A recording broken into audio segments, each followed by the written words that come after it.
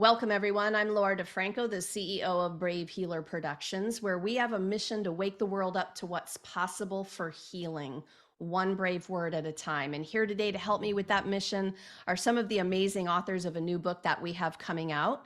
This one is called The Grief Experience: Tools for Acceptance, Resilience, and Connection.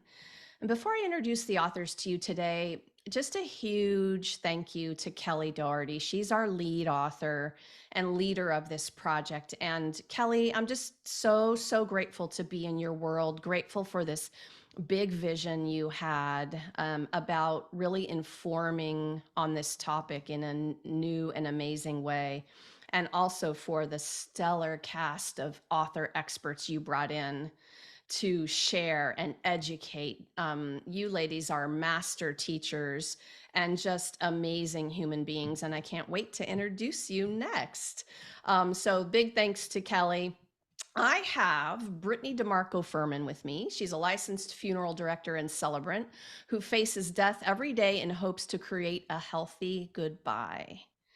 Brittany Nelson is with me. She's worked in the mental health field for the past 16 years, specializing working with at-risk youth and families who have complex trauma histories and or struggle with addiction, leading to various grief and loss issues. And Cheryl Nix is a licensed clinical social worker focusing on helping older adults with their grief and loss, including loss of identity due to retirement and loss of health.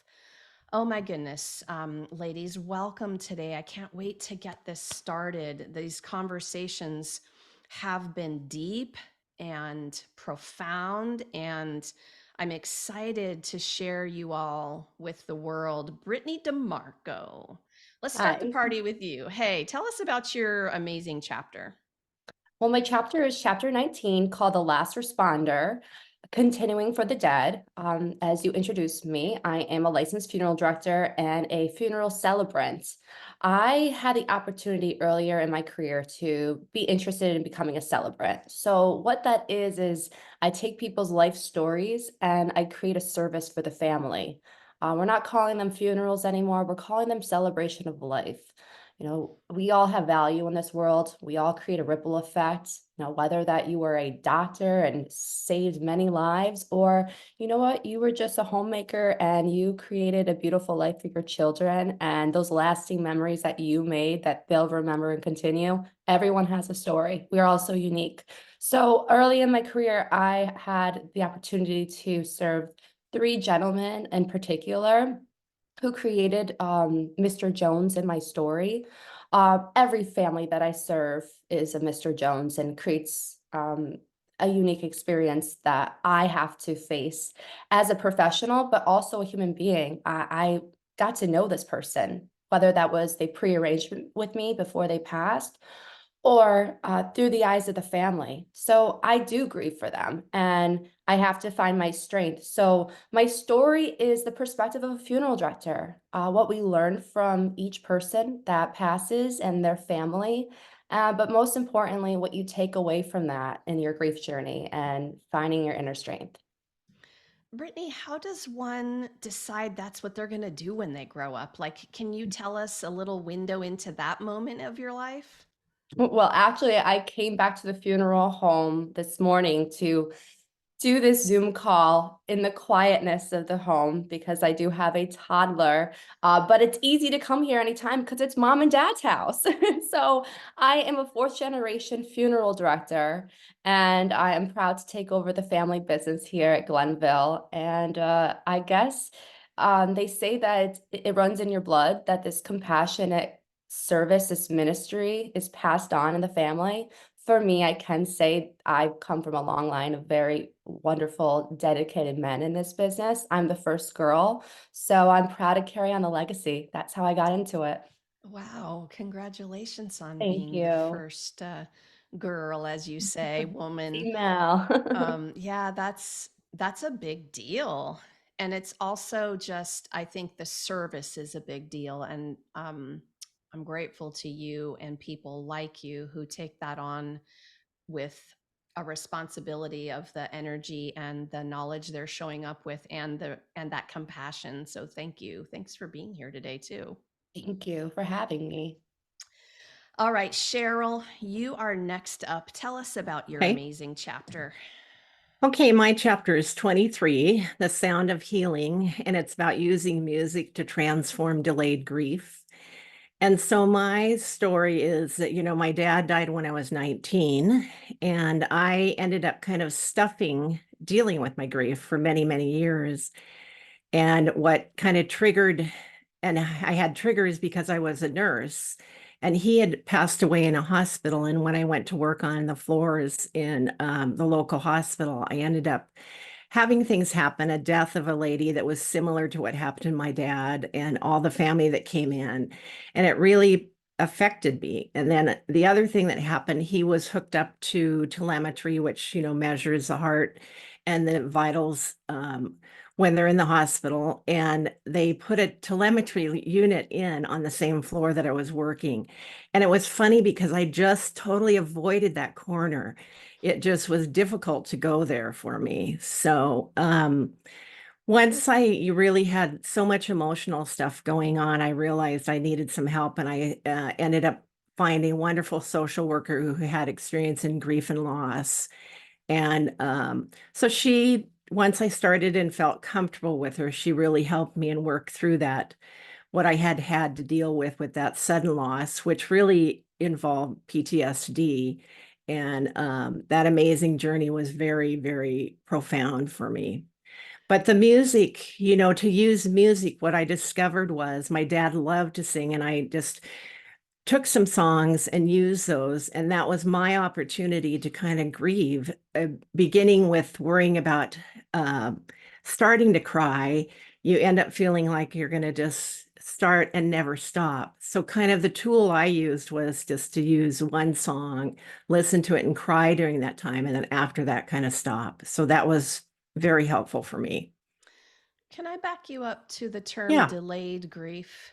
sure. I want you to help people who have no idea what you're talking about there. I mean, it seems self explanatory, but explain Uh-huh. how you would know you're having that. Well, I think, if people, don't deal with their feelings and they don't talk to somebody and don't look at what happened to them, it gets, put off and put off. And so it's delayed looking at that and dealing with it and talking about it and getting it out. And you can have, become depressed, have physical symptoms. Just that's what happens. It's put off and you don't deal with it. Yeah, so I'm just, I'm asking for those listening who might be in that place and they don't even really realize they're there until just this moment as we're talking about it. And they could Hmm. have a moment where they could wake up to, oh, that's what that is in me. And what I mean by that is like even just stress, anxiety, feelings that Right. seem out of place, right? Is there anything else you want Hmm. to say about that? Um, I think mainly not really the physical effect to people, I think is the biggest thing. And, that's what happened, for me. Just I felt like the depression really set in. I thought, what's going on and what triggers me? Why is this going on? Yeah, perfect questions. Cheryl, thank you for being here Yeah, today. thank you. Brittany Nelson, tell us about your amazing chapter. Hi. So my chapter is chapter 3. So it's when a client dies, creating a safe space to grieve. And so I chose to write a chapter about my experience of client loss. And so I had experienced an unexpected client loss during my practice as a clinician, and really going through, I've had other types of just traumatic losses in my own personal life, and then realizing how isolating and how different this type of loss was, and really doing some research and trying to find some, just some support or just some connection, and really realizing that there wasn't a lot out there. And wanting to find a way of not only supporting myself through the grief process, but finding ways of supporting other, people in our helping profession, of being connected with each other and not feeling so isolated. Right, which is, I think, so super important. We do this thing we do for everyone else. And gosh, here's what I want to know about that. Like, as a counselor or therapist or practitioner who's in the business of helping others with the same feeling you're having, like, is it easy for you to recognize it in yourself, or is it not so easy? What's the process of awareness like for you? I think it was easy to recognize what was happening. I think more of the conflict was there were certain things that when I was experiencing personal grief, I had other people that were going through it with me that I could reach out to, that I could support with, that I could talk to. I had funerals I could go to, I could participate in.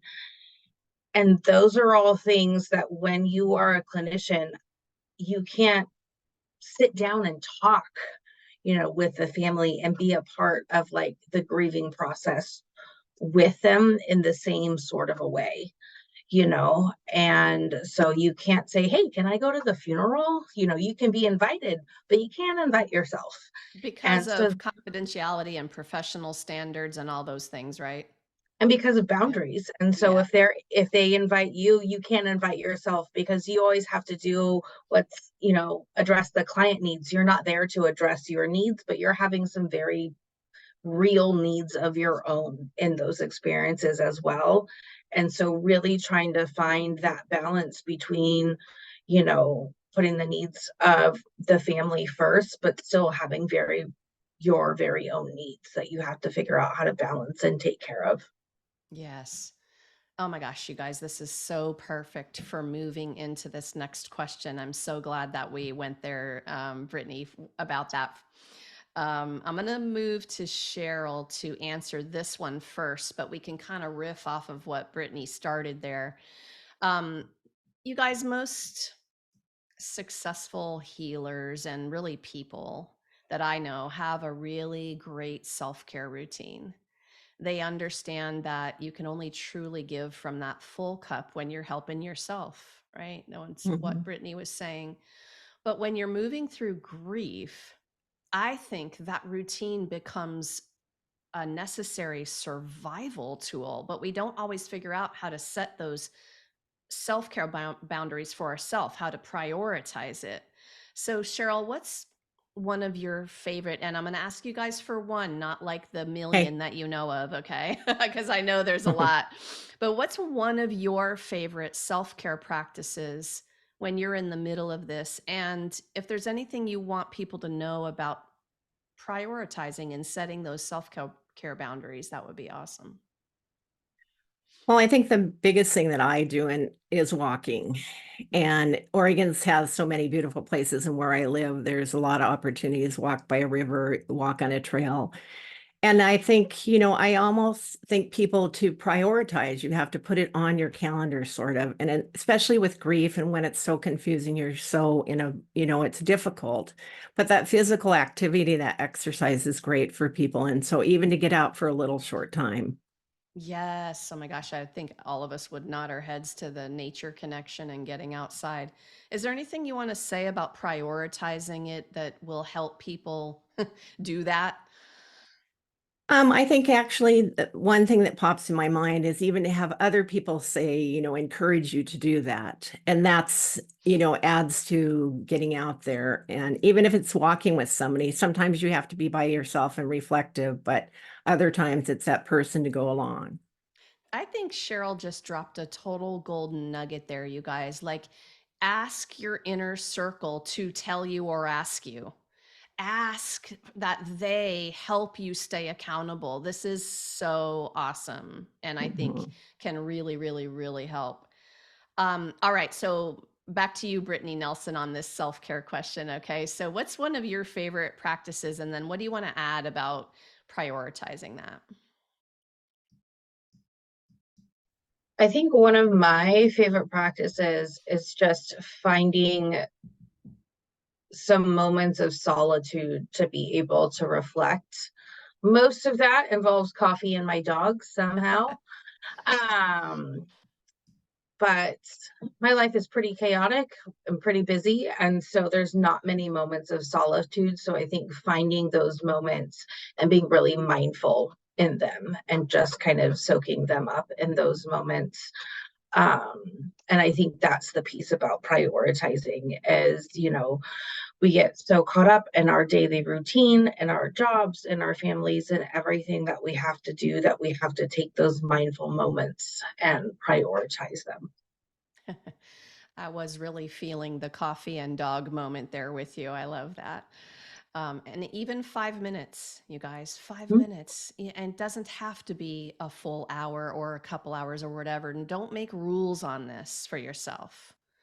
That is so important. Thank you, Brittany. Brittany DeMarco, what's one of your favorite self-care practices? Well, kind of piggybacking off of both Cheryl and Brittany's, being mindful of, the balancing act of life. We get so busy, and especially if you're going through your own grief journey right now, it's you kind of get stuck in your head. Like, oh, what am I supposed to be doing? And how am I supposed to be acting? I think the most important thing is to remember what makes you happy. And your happiness changes every day. So just try to read yourself. It's like, you know what? I need to go for that walk today.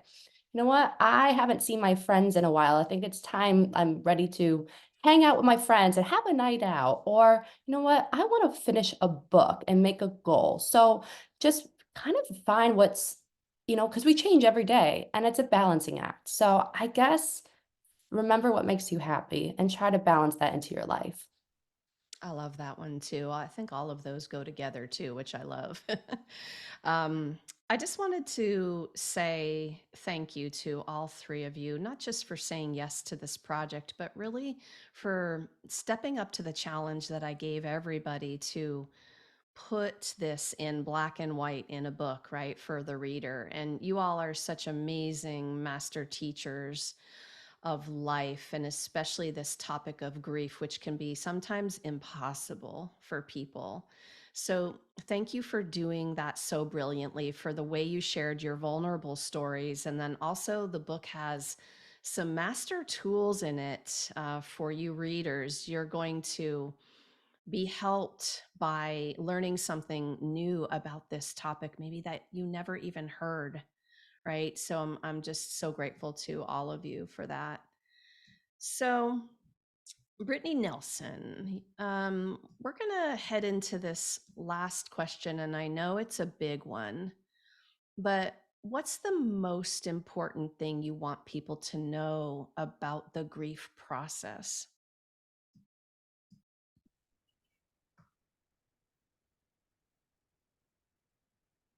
I think for me, specifically related to my chapter, that as isolating as it may feel, you're definitely not alone in it. And that there are ways for you to grieve and to celebrate that life of your client that was lost in ways that work for you. You're making me think of the reason why someone wouldn't I think at this point we know we're not alone, yet we don't want to reach out because we don't want to like ugly cry in front of people. Like I wrote a poem last year called You Were Born to Cry. And I was just trying to move the message into the world that like, this is how we know you're alive.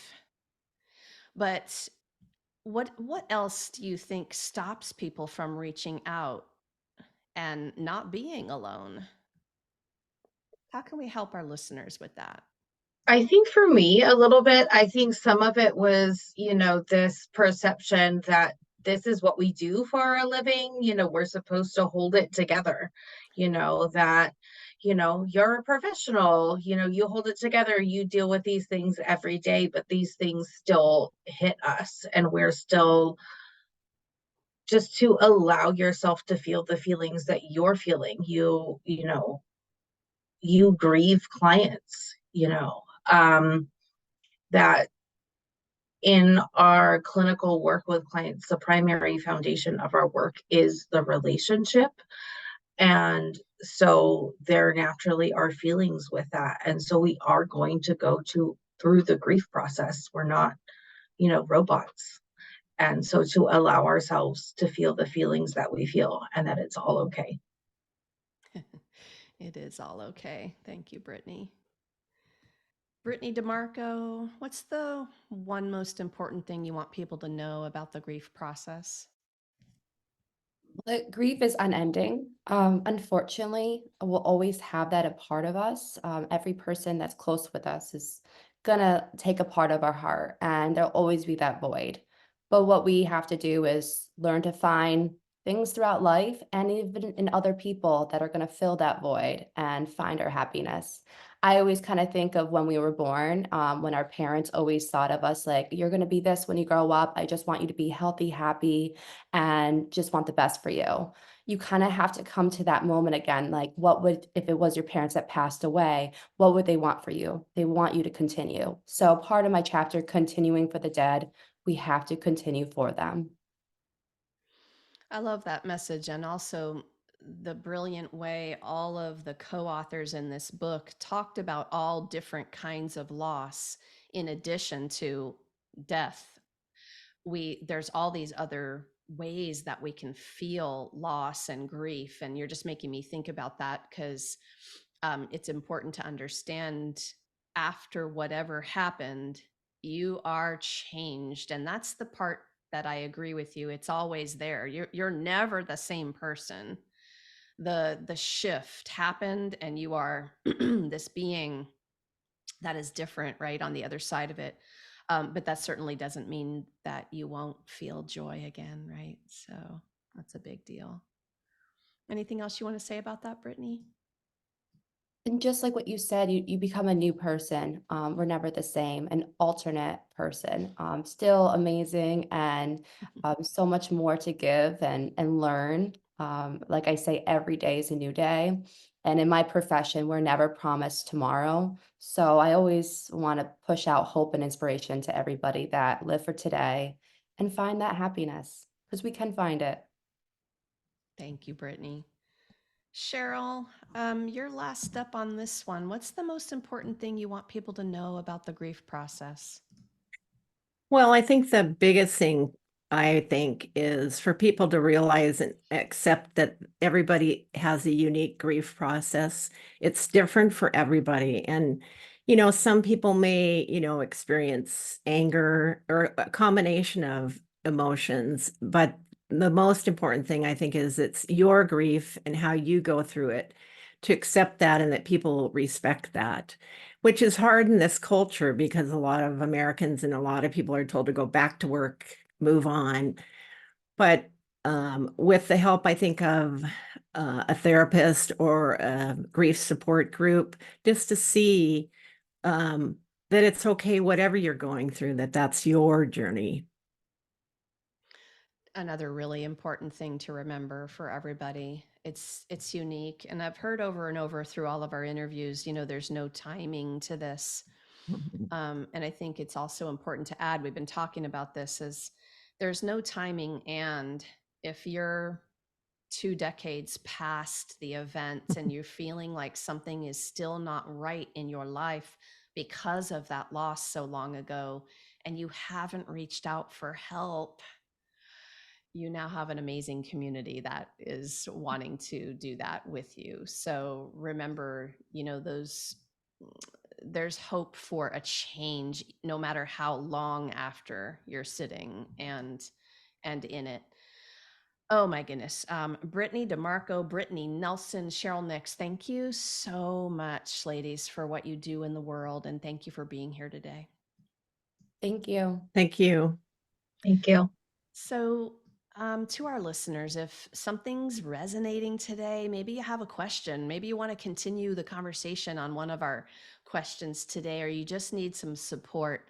This is way more than a book. This is a generous community of experts and master teachers who are ready to help. So drop down into the show notes because I have all of these authors hooked up with their links and sites where you can connect, and they are up to some amazing things in the world. Go explore, go click on their sites and learn what they offer. And also remember that you can join us for our book launch party for the grief experience. That's going to be February 9th. 10 a.m. Eastern, and it's we've got some information down below for the party as well, but we'll be dropping some wisdom and inspiration. All of our co-authors, and in addition, our lead author Kelly Doherty are going to be there. We're going to have a wonderful celebration. If you're listening after that date, that just means the book is ready for you on Amazon, so you should hop over and grab your copy. If you're a wellness professional and you're ready to share your story in one of our upcoming expert collaborations, please reach out for a chat. And lastly, today, everyone, remember, your words change the world when you're brave enough to share them. So it is time to be brave. See you next time, everyone.